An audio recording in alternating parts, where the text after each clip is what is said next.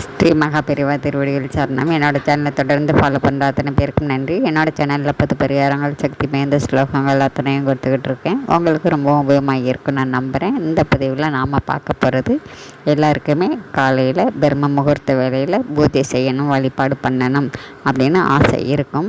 இருந்தாலும் கூட அவங்கவுங்க சூழ்நிலைக்கு தகுந்த மாதிரி அவங்களால இருந்து வழிபட முடியாமல் இருக்கும்.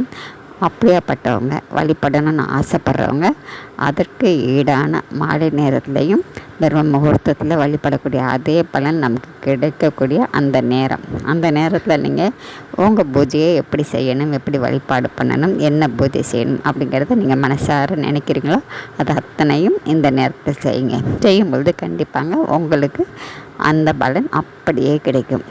அதற்கு பிரம்ம முகூர்த்தம் அப்படிங்கிறது பார்த்திங்கன்னா 4:30லேருந்து 6 மணி வரைக்கும்னு சொல்லியிருக்காங்க. அதற்கு ஈடான நேரம்னு பார்த்திங்கனாக்கா மாலை நேரத்தில் 5 to 6 அதுக்குள்ளே வீட்டில் விளக்கேற்றி பூஜை அத்தனையும் செஞ்சுடுங்க.